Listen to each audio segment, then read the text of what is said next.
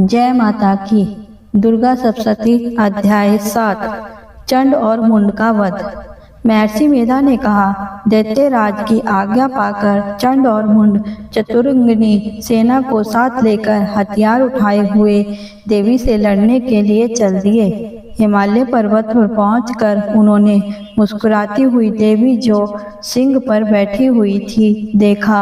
जब असुर उसे पकड़ने के लिए तलवारें लेकर उनकी ओर बढ़े तब देवी अंबिका को उन पर बड़ा क्रोध आया और मारे क्रोध के उनका मुख काला पड़ गया, उनकी भुरकुटियां चढ़ गई और उनके ललाट में से अत्यंत भयंकर तथा अत्यंत विस्तृत मुख वाली लाल आंखों वाली काली प्रकट हुई, जो कि अपने हाथों में तलवार और पाश लिए हुए थी। वह विचित्र खड्ग धारण किए हुए थी तथा चीते के चर्म की साड़ी माला धारण कर रखी थी। उसका मांस सूखा हुआ था और शरीर केवल हड्डियों का ढांचा था और जो भयंकर शब्द से दिशाओं को पूर्ण कर रही थी, वह असुर सेना पर टूट पड़ी और दैत्यों का भक्षण करने लगी।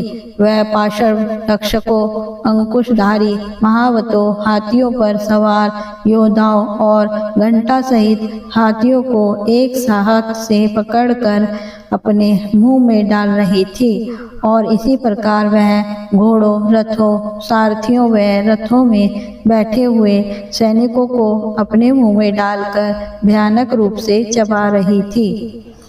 किसी के केस पकड़कर, किसी की गर्दन पकड़कर, किसी को पैरों से दबाकर और किसी दैत्य को छाती से मसलकर मार रही थी। वह दैत्यों के छोड़े हुए बड़े बड़े अस्त्र शस्त्रों को मुंह में पकड़कर और क्रोध में भरकर उनको दांतों से पीसी रही थी। उसने कई बड़े असुर भक्षण कर डाले, कितनों को रौंद डाला और कितनों को उस मार के मारे भाग गए, कितनों को उसने तलवार से मार डाला, कितनों को अपने दांतों से समाप्त कर दिया।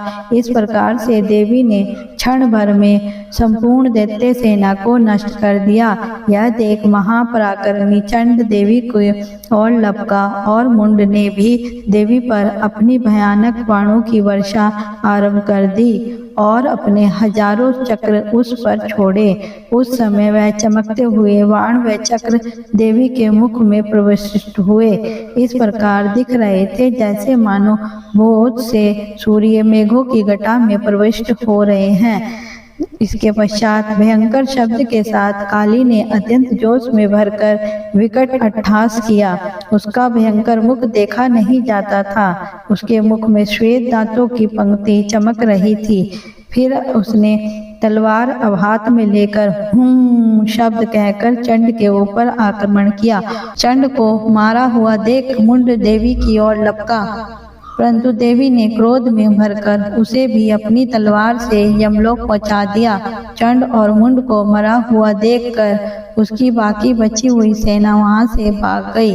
इसके पश्चात काली चंड और मुंड के कटे हुए सिरों को लेकर चंडिका के पास गई और प्रचंड अट्टहास के साथ कहने लगी, हे देवी, चंड और मुंड दो के दैत्यों को मारकर तुम्हारी भेंट कर रही हूँ। अब शुंभ और निशुंभ को तुमको स्वयं वध करना है। महर्षि मेधा ने कहा, वहां लाए हुए चंड और मुंड के सिरों को देखकर कल्याणमयी चंडी ने काली से मधुर आवाज में कहा, हे देवी, तुम चूंकि चंड और मुंड को मेरे पास लेकर आई हो, अतः संसार में चामुंडा के नाम से तुम्हारी ख्याति होगी।